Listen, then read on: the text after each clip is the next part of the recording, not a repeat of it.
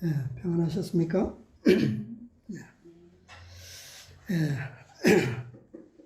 다시 또 뵙게 되어 감사합니다.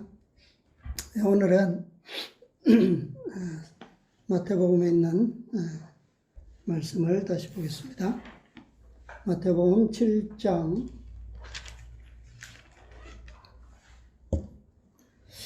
13절과 14절에 있는 말씀을 보겠습니다.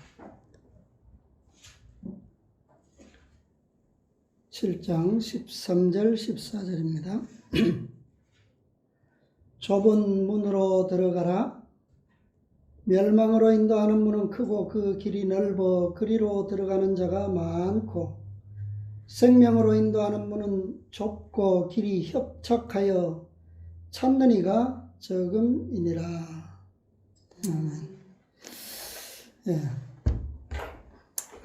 이 말씀도 우리가 많이 듣고 배워왔던 말씀이죠. 생명으로 인도하는 문, 어느 문입니까? 어느 길이죠? 좁은 길. 좁은 문, 좁은 길입니다. 좁은 문으로 들어가라. 좁은 이 문과 길은 어떻다고요? 좁고 길이 협착하여 찾는 이가 적다. 세상에 성경 보는 기독교인 치고 이거 모르는 사람 있을까요? 그들 중에 이 말씀을 부정하는 사람도 있을까요? 아니야.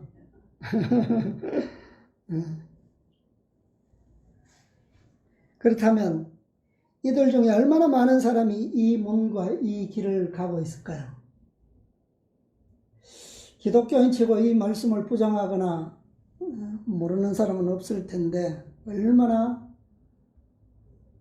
이 길을 가고 있는 사람이 얼마나 될까요? 그런데 이 길의 진실에 대해서 얼마나 알고 있을까요?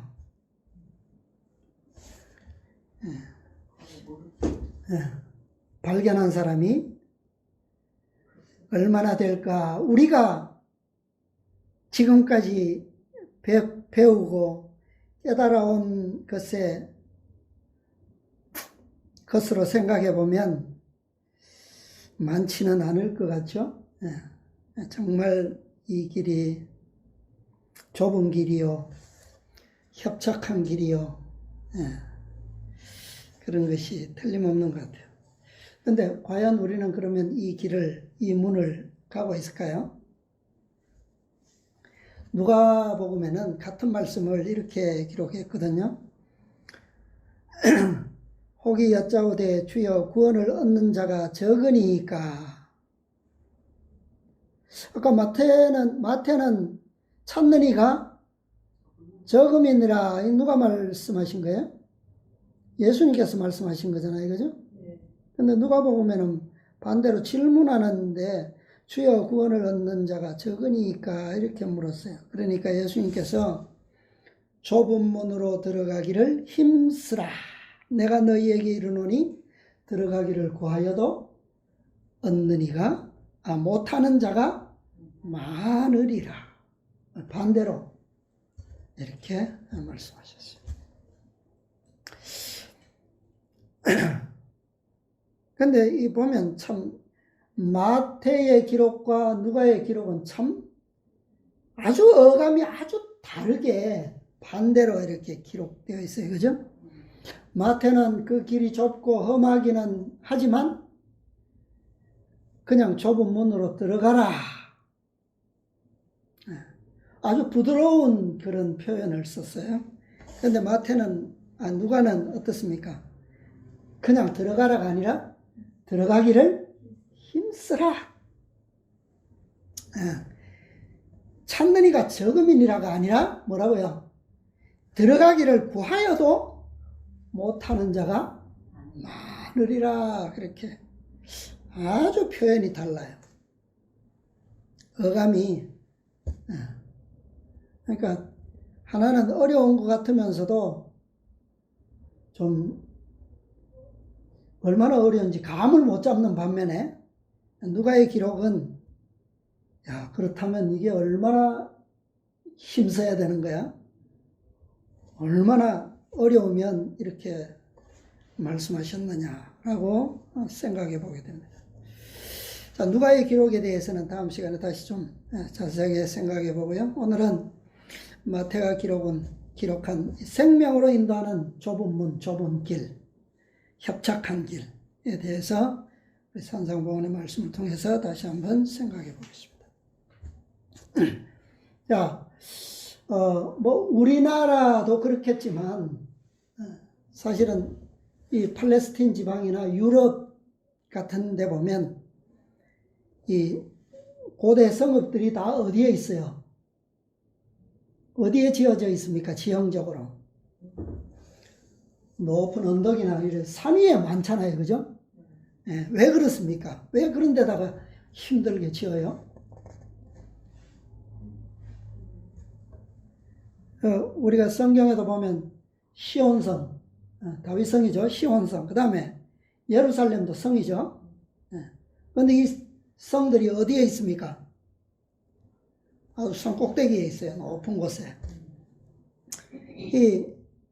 이 시온성이나 예루살렘 물론 넓게는 한 지역이지만 가장 이 팔레스틴 지역에서 가장 험한 지형들에 속하는 그런 자리의 성읍들 중에 하나가 바로 예루살렘입니다. 이 성은 출애굽한 이스라엘 백성들에게 사실은 유업으로 지정된 땅이었지만 그때의 여호수아 시대에 정복을 못했어요. 워낙 이 지형 지물이 아주 정복하기가 어려운 곳에 있었습니다. 언제 정복했죠? 이 예루살렘을?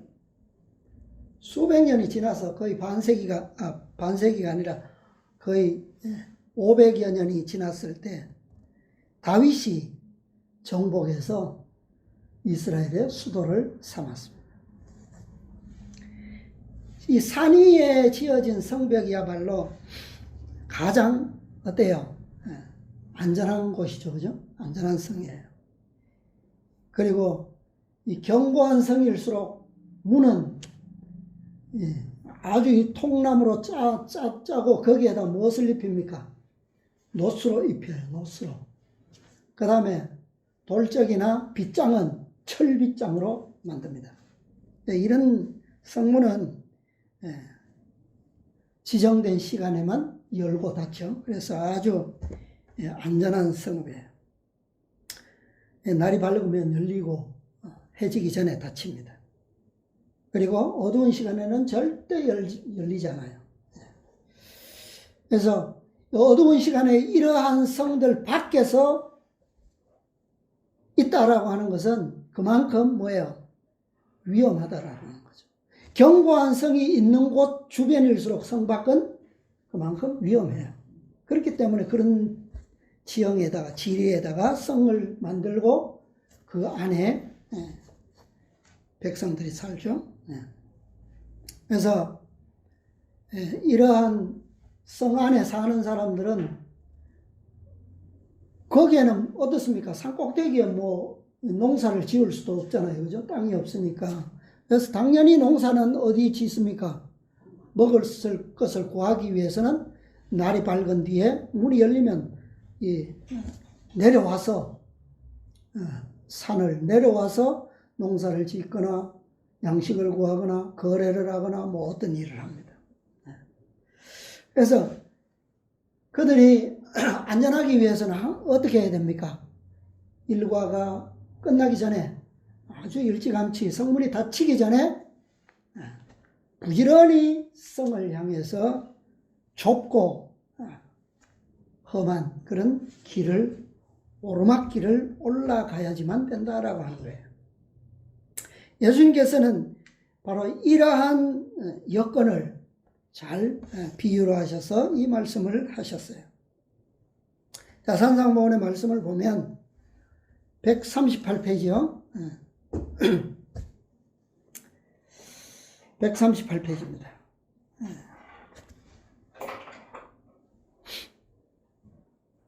생명으로 인도하는 문은 좁고 길이 협착하여. 그 제목 두 번째 문단부터 보겠습니다.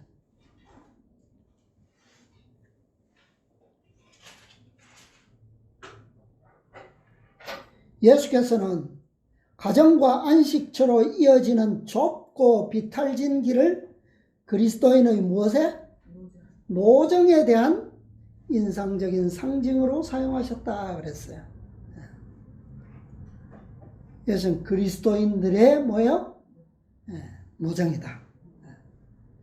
세상에서 그리스도인의 이름으로 하늘의 유업을 바라고 살아가는 모든 사람들은 바로 이러한 비유의 노정을 우리는 이해하고 깨달을 필요가 있겠죠. 그분께서는 내가 너희 앞에 제시한 길은 좁고 그 문이 들어가기에 어렵다고 말씀하셨다. 왜냐하면 황금률이 모든 교만과 자기 본의의 마음을 제거해 버리는 까닭이다. 우리 지난 시간에 황금률에 대해서 우리가 다시 생각해 봤는데요. 황금률은 어느 한 부분에서만 적용되는 것이 아니라 그리스도인 생애의 전반에 걸쳐서 모든 부분에서, 그죠? 이 법칙이 적용되는 거예요.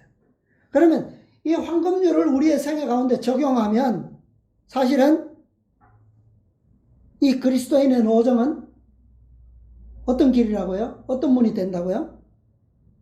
결코 쉬운 길이 아니다라고 하는 거죠. 왜?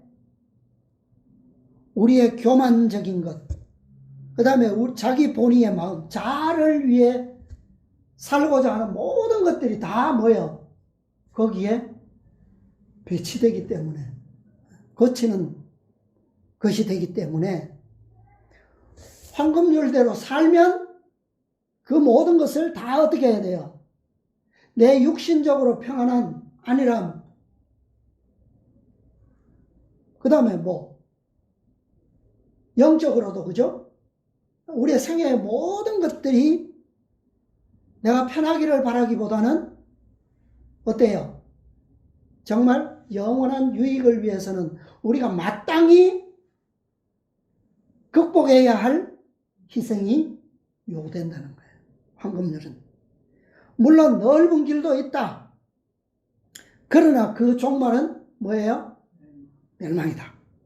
만일 영적 생애의 길을 올라가고자 한다면 그대는 계속해서 어떻게 해요? 올라가야 한다.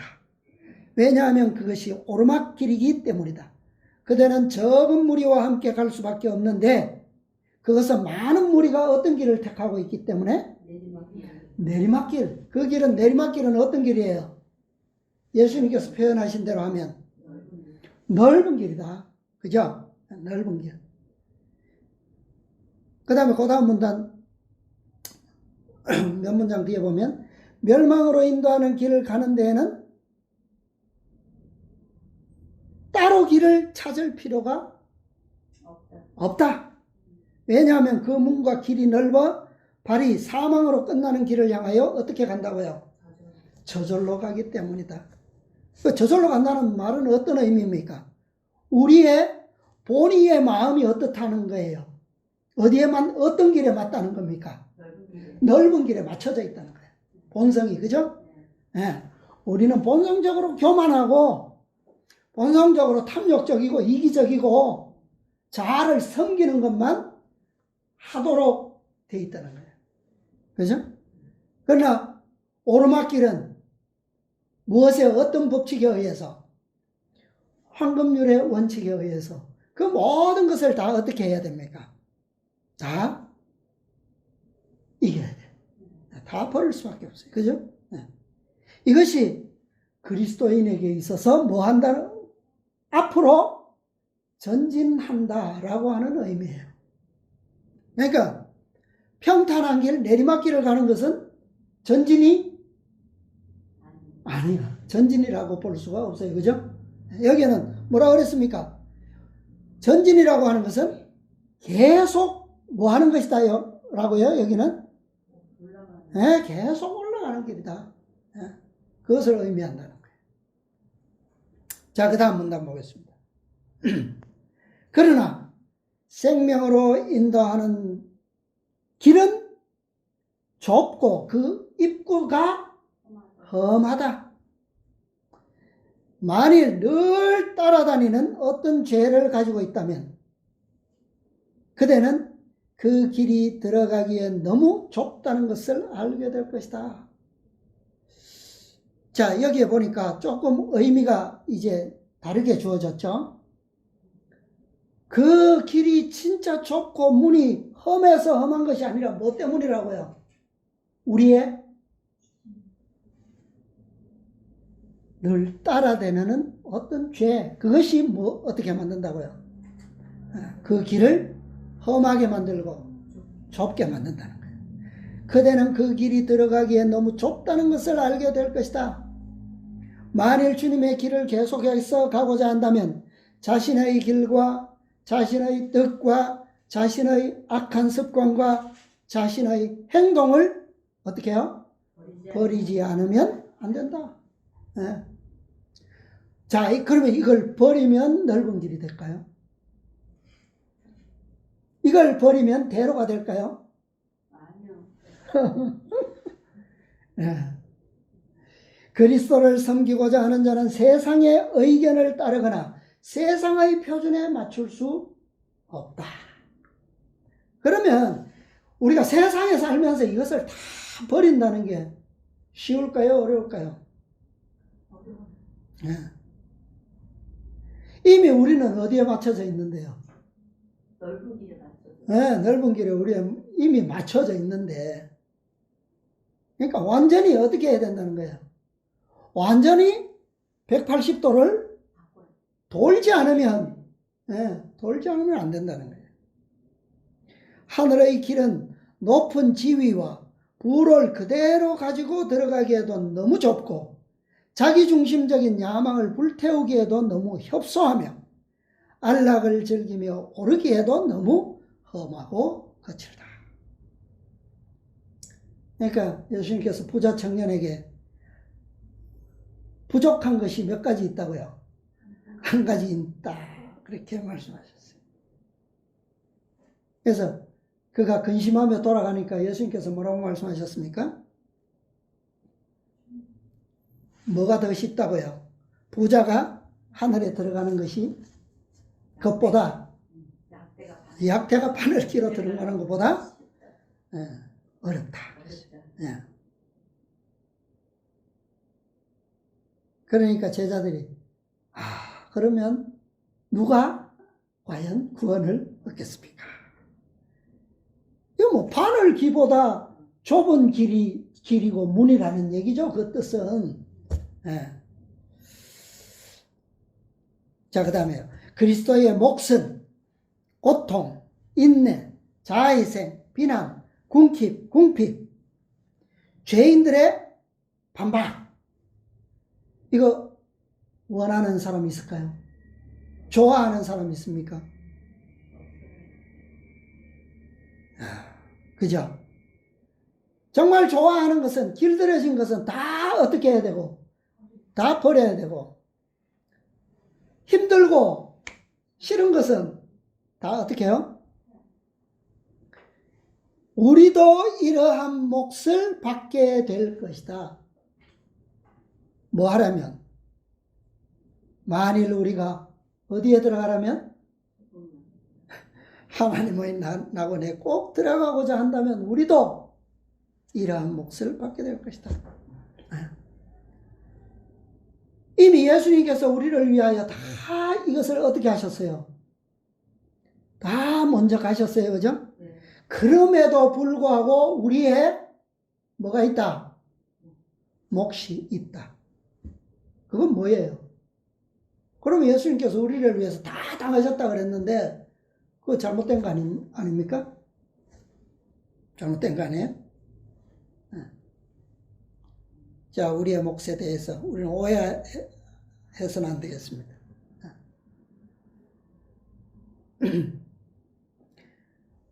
그분께서 우리를 위해서 그렇게 먼저 우리의 것을 짊어지시지 않으셨더라면 우리가 여기에 주어진 우리의 목들 중 한 부분이라 할지라도 어떻게 해요?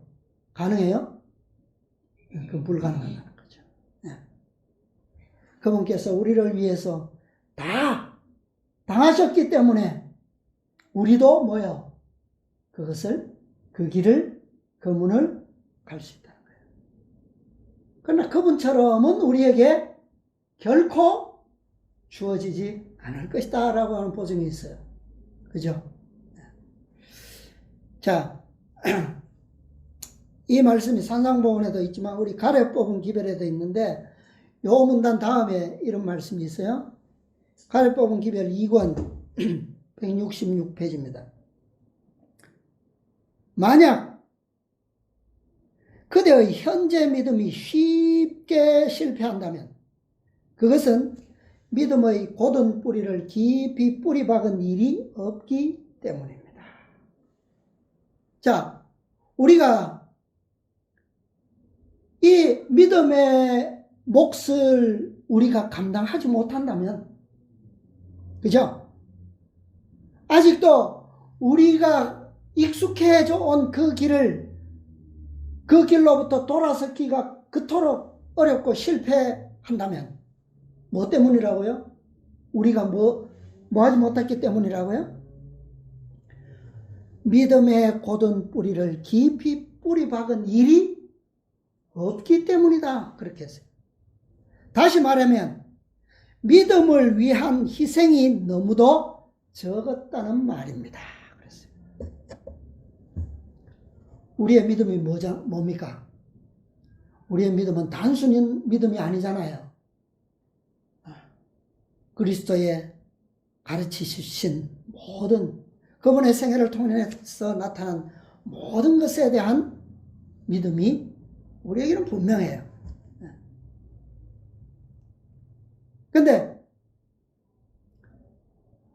어떤 부분에 있어서라도 그분께서 희생하신 것만큼 우리가 깊이 경험을 한다면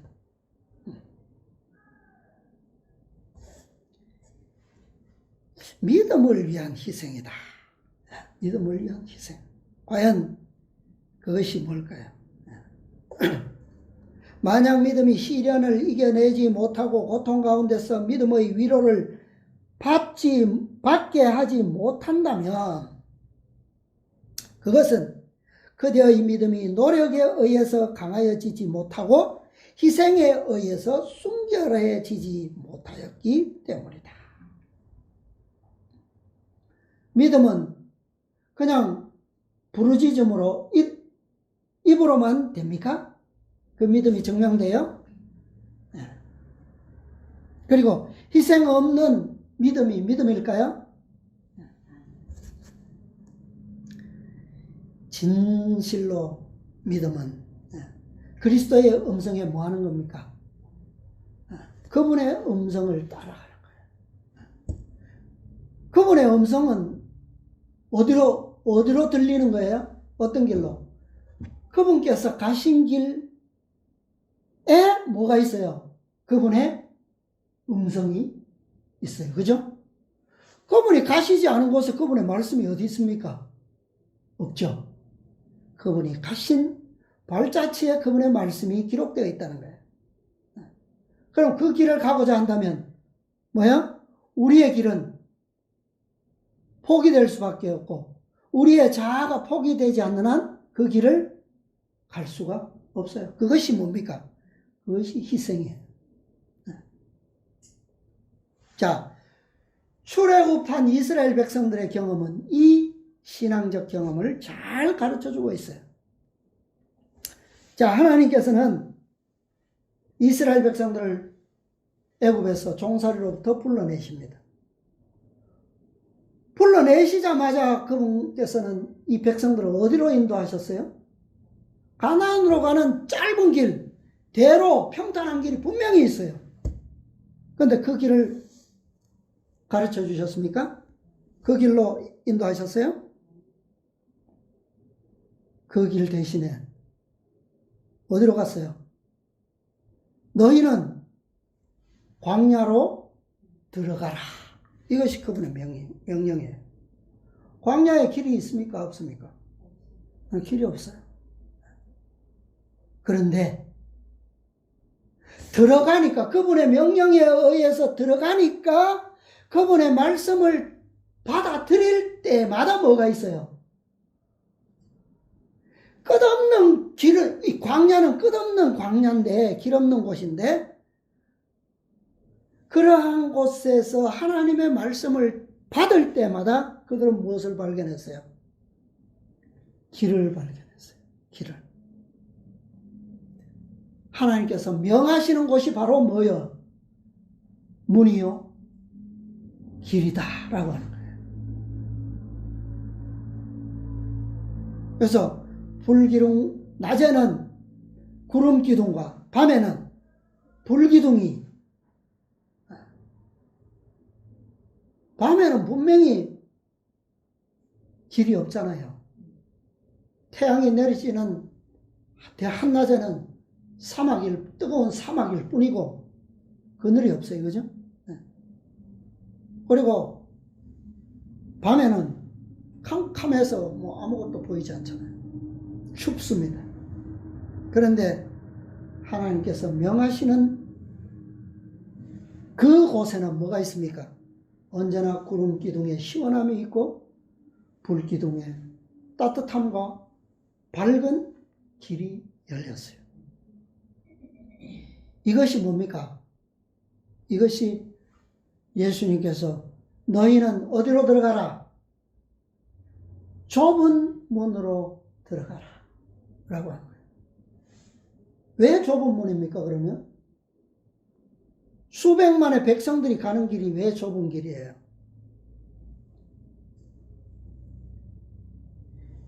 그 문은 유일한 문이요, 유일한 길이기 때문에요. 세상에 어떤 사람도 어떤 나라도 그 길을 만들어줄 수 없고 열어줄 수 없는 길이에요. 누구만이요? 하나님만이. 그리스도께서만이 이 문을 여시고 이 문이 되시고 이 길을 열어줄 수가 있는 거예요. 그래서 여기에 이 사용된 이 길이라고 하는 단어는 이 데레크, 호도스 뭐 이런 단어인데, 이 단어는 성경에 많은 길들로 번역되어 있습니다. 생명나무로 나아가는 길, 창세기 3장에 그 길에도 사용되었고요. 그 다음에 뭐 예수님께서 걸어 다니셨던 해변의 길로도 사용되었고요. 그 다음에 또 다른 의미로는 우리가 활동하는 그 활동적인 행위로도 번역되어 있습니다. 그 다음에 여호와의 길, 그 다음에 우리의 삶의 방식, 태도, 습관 이런 것으로도 길이라는 단어가 사용되었어요. 그 다음에 뭐 창조의 역사, 제 7일 동안에 이루어진 그 길로도 사용되었습니다. 그래서 예수님께서 여기서 제자들에게 가르치시고자 하시는 것은 바로 너희는 그리스도인이 되라, 나의 제자가 되라 라고 하는 거예요. 그분의 제자가 된다라고 하는 것은 뭡니까? 가장 첫 번째 조건이 뭐예요? 그리스도의 제자가 된다. 그것은 곧 그리스도의 말씀을 뭐 한다는 거예요? 따른다는 거예요.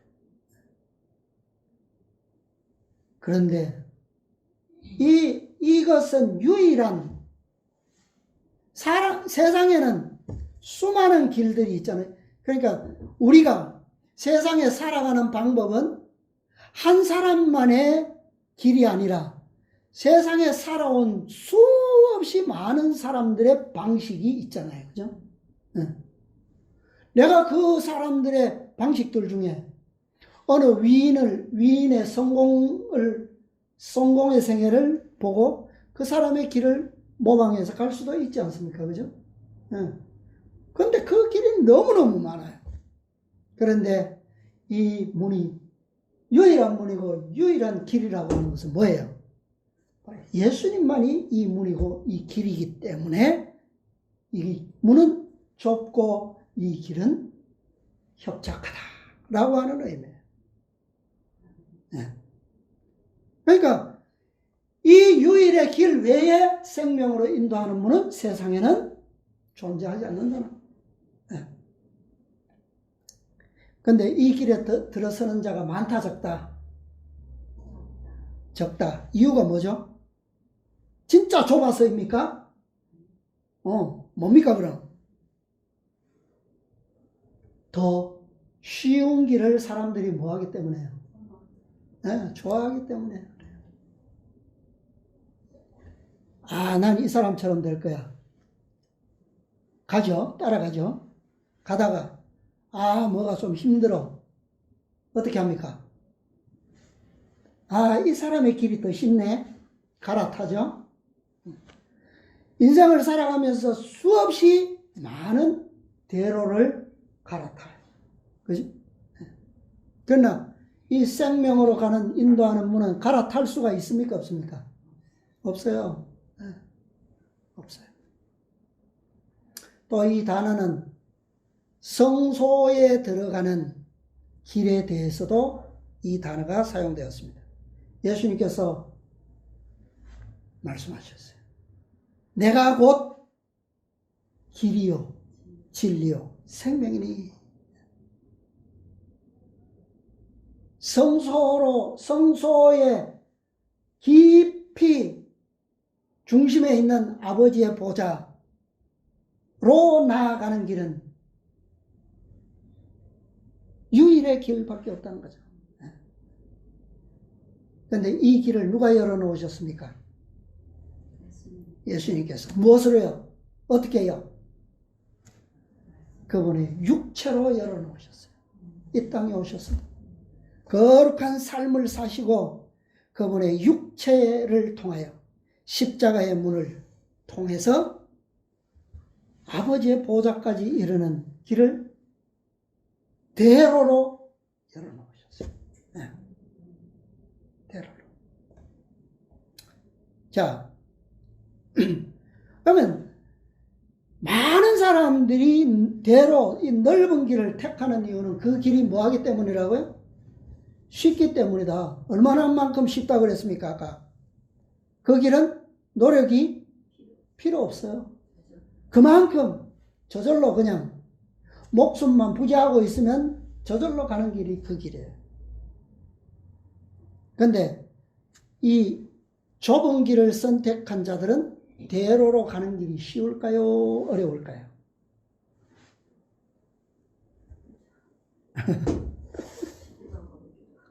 그리스도인에게는 내리막길도 쉬운 길이 아니에요. 그러니까 오르막길도 쉬운 길이 아니지만 힘든 길이지만 내리막길도 어려운 길이에요. 그래서 이 문은 좁고 협착하다라고 하는 겁니다. 자, 그 다음 문단 볼게요. 139페이지. 그러나 그렇다고 올라가는 길은 힘든 길이며 내려가는 길은 쉬운 길이라고 결론을 내리지 말라. 사망으로 인도하는 길에도 줄곧 뭐가 있다? 고통과 형벌이 있고 슬픔과 실망이 있고 가지 말라는 뭐가 있어요? 경고가 있다. 부주의하고, 그러니까 이게 뭐예요? 쉬운 길을 애초부터 가는 악인들에게만 이런 게 아니라는 거예요. 그리스도인들에게도 이것은 있다는 거죠. 부주의하고 완고한 사람들이 쉽게 자멸하지 않는 것은 뭐 때문이에요? 하나님의 사랑 때문이다. 사단의 길이 매력적으로 보이도록 만들어져 있는 것은 사실이나 그것은 모두 기만이다. 아주 기화요초, 향기로운 길이 바로 이런 사단의 기만이에요. 악의 길에는 쓰라린 후회와 점점 깊어지는 고뇌가 있다. 우리는 그러니까 이게 다른 거죠. 겉으로는 대로로 가는 사람들이나 좁은 길을 가는 사람들이나 다 뭔데? 고통도 있고 형벌도 있을 수 있고 슬픔도 있고 실망도 있을 수 있어요. 그죠? 그런데 그 다음 문단에 보면 뭐가 다르다고요?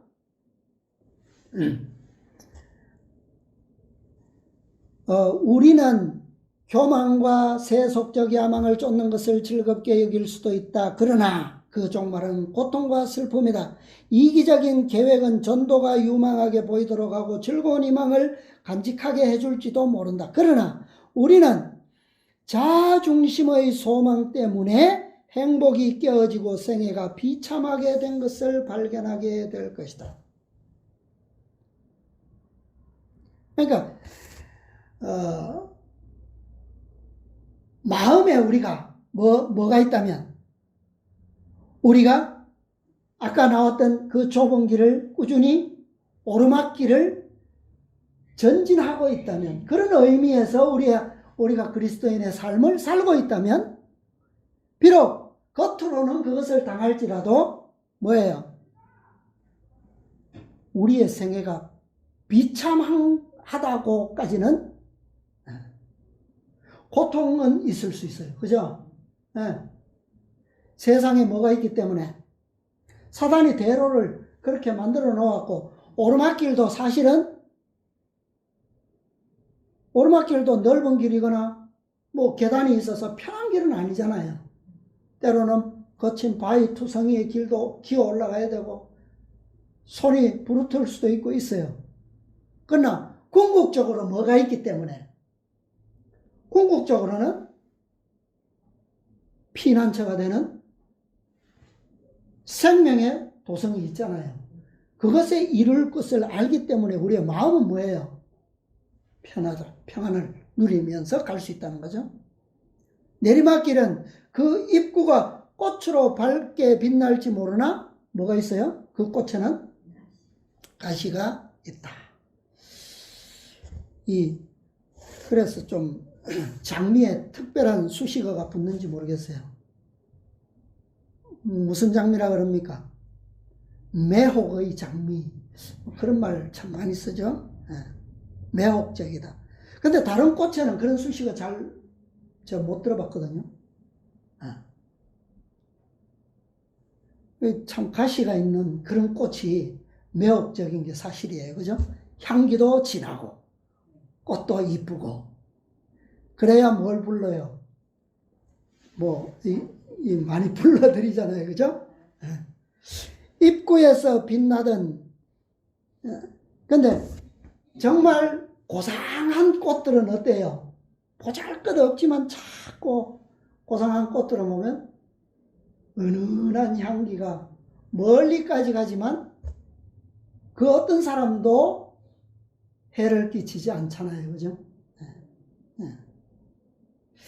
입구에서 빛나던 희망의 빛이 절망의 흑암 속으로 사라져버리고 그 길을 따라가는 사람은 끝없는 밤의 어둠 속으로 빠져들어가게 된다.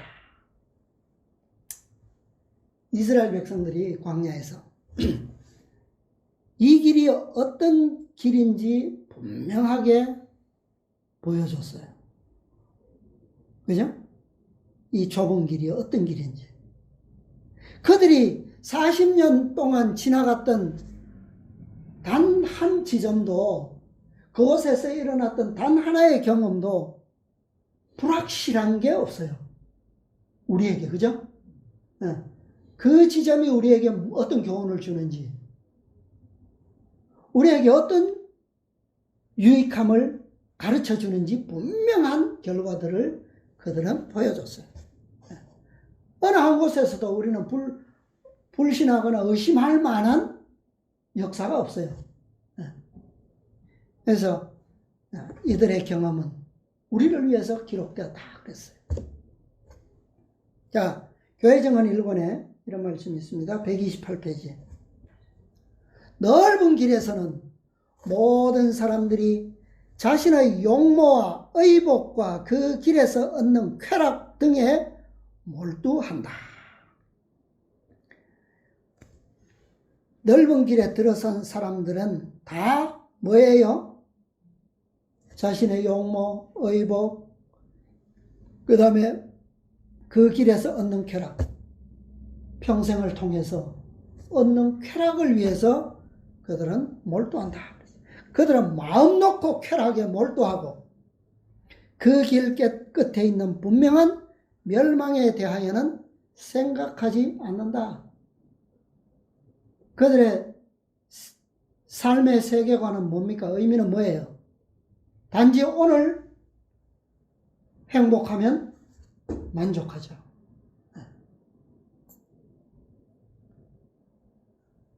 오늘 즐기는 것이 그들의 최대의 행복의 가치입니다. 매일 그들은 그들의 멸망에 접근해 가고 있다. 그러나 그들은 미친 듯이 점점 더 빨리 달려가고 있다. 아, 나에게는 그 광경이 얼마나 무섭게 보였던가. 세상에 대하여 죽었다. 만물의 마지막이 가까웠다. 너희는 예비하라는 말을 그들의 옷에 기록한 많은 사람들이 이 넓은 길을 가고 있는 것을 나는 보았다. 누가 그 길을 가고 있다고요? 사실은 세상에 많은 그리스도인들이 그 길을, 어떤 길을요? 대로를, 넓은 길을 가고 있는 것을 보았다 그랬어요. 나는 세상에 대하여 죽었어. 나는 내 소망은 구원 얻는 것, 영생에 들어가는 것, 하늘의 유업을 받는 것. 만물의 마지막이 가까웠다. 말세야. 정말 깨어야 돼. 뭐 그것을 옷에 기록한 많은 사람들이 사실은 생애는 어느 길을 간다고요? 넓은 길, 내리막길을 가는 것을 보았다 그랬어요. 자, 여기서 뭘 말합니까? 어떤 의미예요?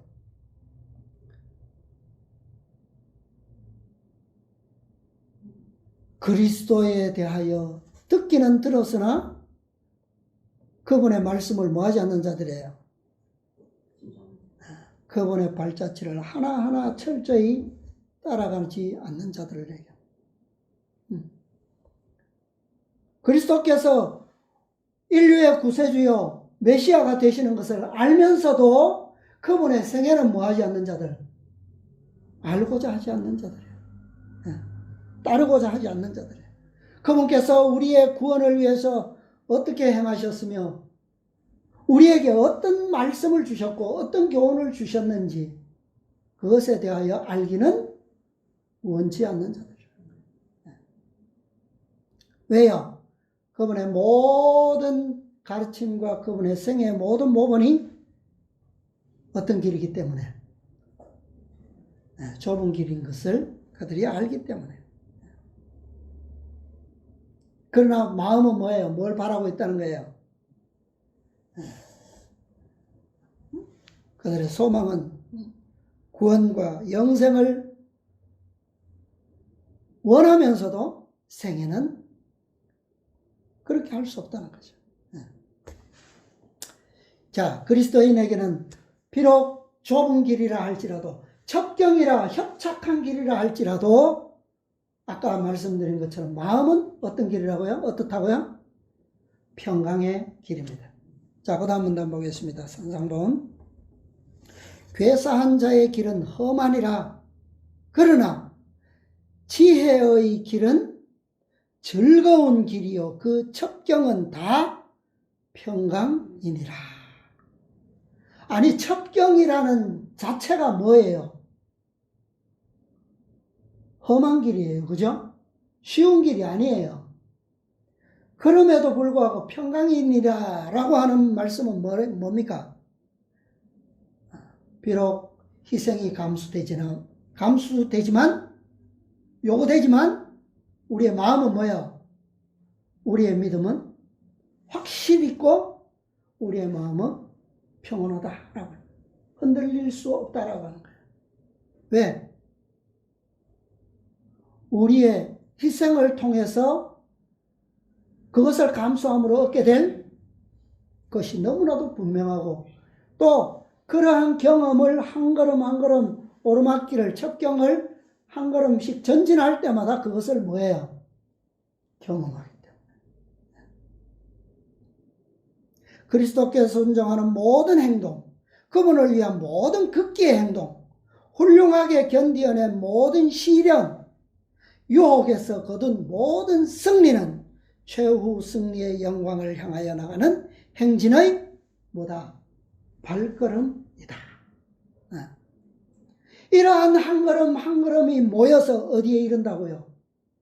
최후의 승리에 이른다는 거예요. 그리스도를 우리의 인도자로 삼으면 그분께서 우리를 어떻게 해요? 안전하게 인도해 주실 것이다. 그러니까 우리의 발은 상할 수도 있습니다. 그죠? 사단이 뭐예요? 거친 돌을 놓을 수도 있어요. 그러나 우리의 생명은 온전하게 보존될 거예요. 자, 여기에 좁다라고 하는 단어는 이 폭이 좁다, 뭐 얕다, 뭐 이런 의미도 있지만 가난하다라고 하는 그런 의미도 있다고 합니다. 그러니까 우리가 이 땅에서 사는 정말 그리스도의 생애를 따라가고자 한다면, 그분의 제자로서 살고자 한다면 우리는 어떻게 살 수밖에 없어요? 가난하게 살 수밖에 없다는 거예요. 이것이 굳이 슬픈 일만큼만은 아니겠죠, 그죠? 네. 우리로 부욕해 하게 하시려고 그분께서 어떻게 되셨다고요? 가난하게 되셨다 그랬어요. 너무나도 많은 보증과 증거들이 있습니다. 그 다음에 여기 보면 협착이라고 하는 단어는 뭐 압박하다, 억압하다, 괴롭히다 뭐 이런 뜻이라고 합니다. 협착한 길을 간다면 당연히 뭐요?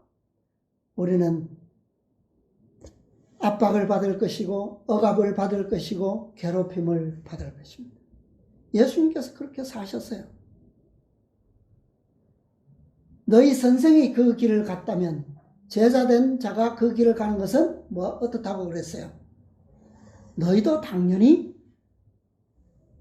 받게 될 것이다. 그렇게 말씀하셨어요. 네. 자, 그 다음에 산상본 다음 문단 보겠습니다. 140페이지. 길이 험하며 오르막길이 비탈져 있고 우편과 좌편에 함정이 있을지라도 우리는 여행길에서 겪는 고통을 견뎌야 할 것이다. 고통이 없다라고 하지 않으셨어요. 그런 길이 보장된 것이 아닙니다. 피곤할 때에도 안식이 그리울 때에도 계속해서 수고해야 하며 연약할 때에도 싸워야 하고 낙심될 때에도 계속 희망을 가져야 한다. 야, 정말 좁은 길이에요. 피곤한데 어떻게 안식을, 그리운데 어떻게 그립지 않아야 되고, 연약한데도 불구하고 어떻게 싸워야만 되고, 낙심됐는데도 불구하고 어떻게 희망을 가질 수가 있을까요? 그렇게 하면 우리의 인도자이신 그리스도와 함께 마침내 어떻게 해요? 소망의 항구에 틀림없이 도착하게 될 것이다.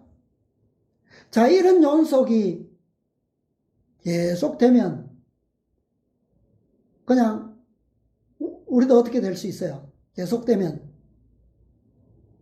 어련히 자연스럽게 그 고통을 감수하는 것이 어떻게 해요?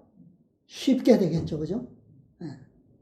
그냥 웬만한 고통쯤이야, 시련쯤이야, 그러려니 하고 지날 수 있게 되겠죠. 그러다 보면 어디에요? 소망의 항구에 와 있는 것을 발견하게 될 것입니다. 그리스도께서 우리보다 먼저 그 험한 길을 친히 걸어가셨고 우리의 발을 위하여 그 길을 어떻게 해요? 평탄하게 하셨다. 이게 믿음의 길이에요. 자, 마지막 문단 보겠습니다. 그리고 영생으로 인도하는 길은 비록 가퍼르지만 우리를 숨차게 만듭니다. 그러나 하나같이 피곤한 자들에게 생기를 주는 뭐가 있어요? 기쁨의 샘이 있다. 지혜의 길을 걸어가는 자들은 환난을 당할지라도 크게 기뻐한다. 왜냐하면 그들을 사랑하시는 그분께서 보이지 않을지라도 그들 곁에서 동행하시기 때문이다. 믿음이 없으면, 믿음을 갖지 아니하면, 그죠? 결코 이것을 우리는 경험할 수가 없습니다. 보이지 않을지라도 나보다 지금 내가 가는 지금 이 고통의 길보다 이 숨가쁜 오르막길보다 더 험하고 가시밭길을 이미 가셨던 분께서 나의 동행자이시고 나의 손을 굳게 붙잡고 계시다라고 하는 사실을 믿는 자만이 어떻게 해요? 이 길을 오를 수가 있습니다. 위로 한 걸음 한 걸음 올라갈 때마다 그들은 그분의 손길을 더욱 어떻게 깨달아요? 분명히 깨닫게 되고 이게 경험이 된다는 거예요. 경험이 되지 않으면 분명해질 수가 없어요. 그죠? 네. 우리에게 가장 확신을 주는 것은 경험으로 얻는 지식입니다. 지혜. 깨닫게 되고 매 발걸음마다 보이지 않는 분에게서 나오는 덧없이 밝은 영광의 빛이 더없이 밝은 영광의 빛이 그들의 길을 비추어 준다.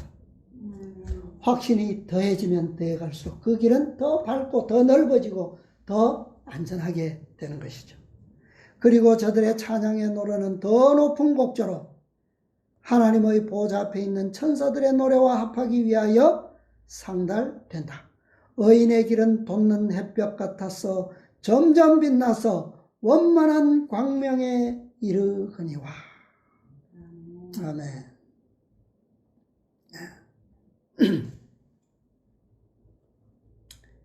자, 이것이 분명하죠. 분명히 보증되어 있어요. 그럼에도 불구하고 때때로 우리는 어떻습니까? 때때로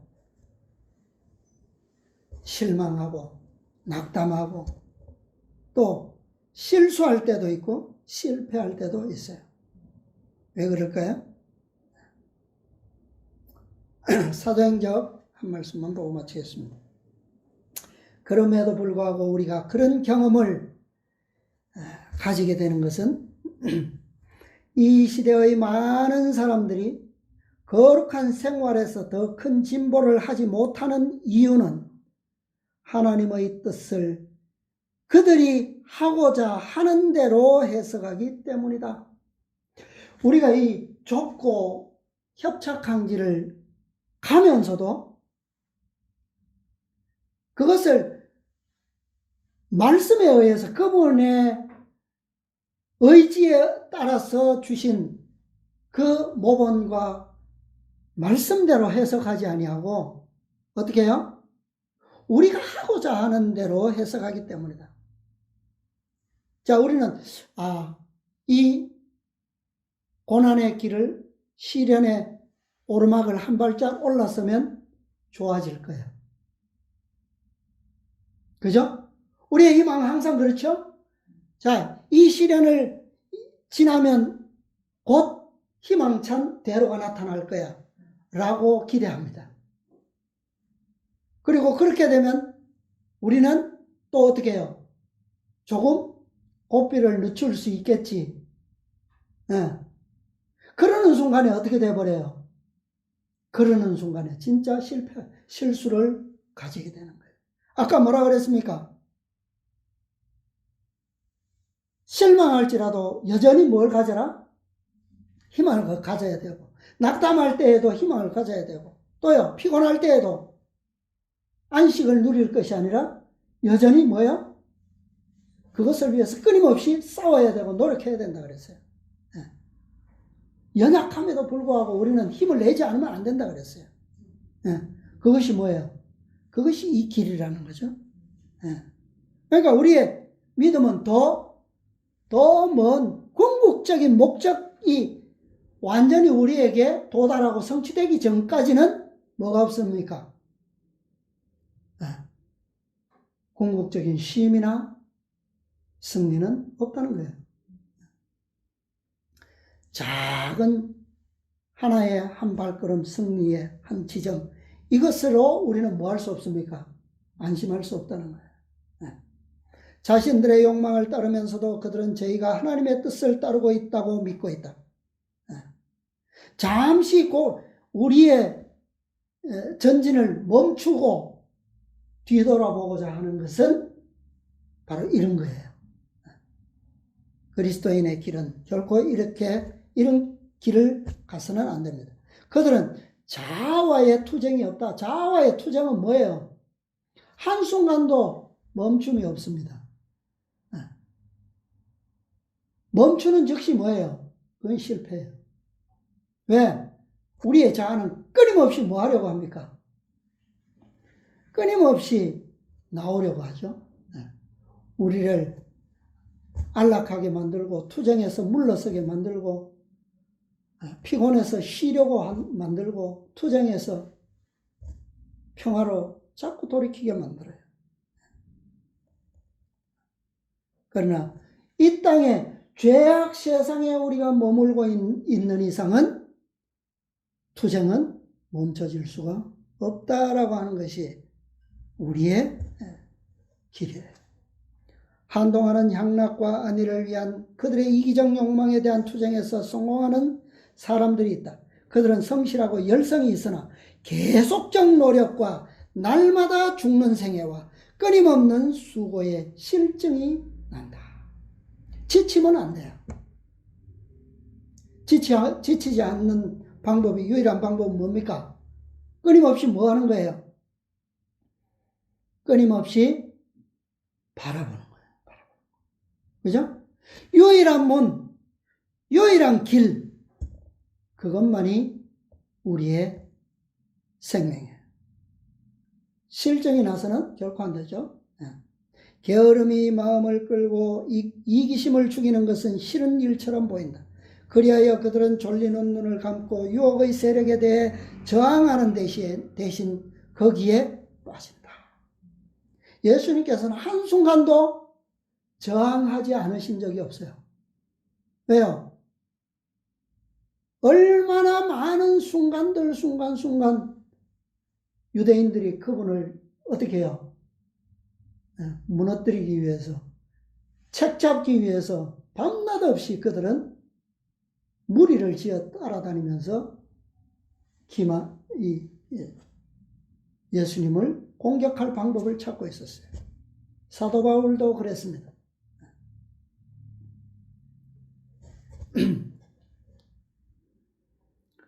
하나님의 말씀에 제시된 지시사항들은 죄악과의 타협의 여지를 남기지 않는다. 그렇죠? 한순간도 타협의 여지가 있어서는 안 됩니다.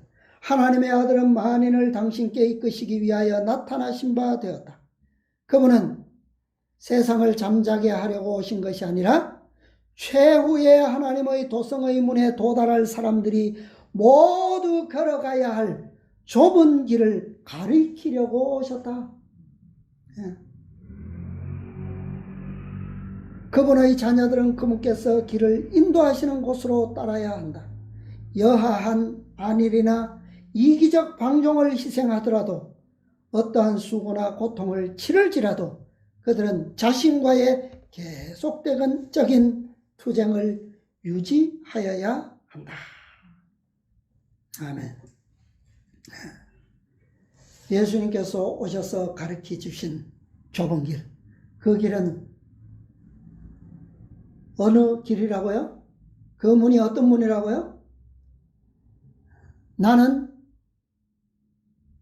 양의 뭐라고 그랬습니까? 문이라 그랬어요. 내가 참 목자다. 그렇게 말씀하셨어요. 내가 길이요 진리요 생명이니 라고 말씀하셨습니다. 이 길에 나타난 그분의 가리키시는 바 모든 이정표들을 끊임없이 바라보면 우리의 믿음은 그 바라봄으로 인하여 우리의 믿음은 더욱 확신하게 될 것이고 그 확신은 우리의 발걸음을 어떻게 해요? 고통스럽고 힘들지라도 오르막을 향한 그 길을 향하여 전진하도록 힘을 주게 될 것입니다. 너희는 이스라엘 백성들이 진짜 길 없는 곳에 딱 다다랐을 때가 있어요. 2번. 홍해가 길을 딱 끊어버렸어요. 하나님께서 뭐라고 말씀하셨습니까? 모세에게 내 손을 바다 위로 내밀어 그랬어요. 내밀 때에 무엇이 생겨났습니까? 길이 생겨났어요. 밤새 바람이 물을 밀어냈어요. 길이 대로가 열렸습니다. 또 한 번은요. 또 한 번 길을 끊어버린 적이 있습니다. 요단강 앞에서 길이 끊어졌어요. 요단강을 건너야 약속하신 땅인데 큰 물이 끊어버렸어요. 하나님께서 예수님께서 어떻게 길을 열어주셨습니까? 법궤를 언약궤를 맨 제사장들은 내 발을 어디에 들어서라고요? 요단강에 들어서라 그랬어요. 들어서는 것을 보거든 그때 뭐가 나타날까요? 길이 열렸어요. 물속에 갇혀져 있는 길. 아무리 깊은 바다 깊은 물속에 그 길이 있을지라도 뭐 하면요? 믿음으로 내어 밀고 믿음으로 그 발을 들여놓으면 길은 보이게 될 것입니다. 이것이 그리스도께서 제시하시는 좁은 문이요 좁은 길입니다. 우리가 다 믿음으로 그분의 말씀을 따라서 우리가 이 길에 들어서서 또 영광의 도성에 이르는 날까지 우리가 결코 멈추지 아니하고 함께 동반자로서 이 길을 열심히 주님과 함께 동행하셔서 승리하시는 날에 우리 모두가 함께 이르게 되시기를 바라면서 오늘 말씀을 마치겠습니다.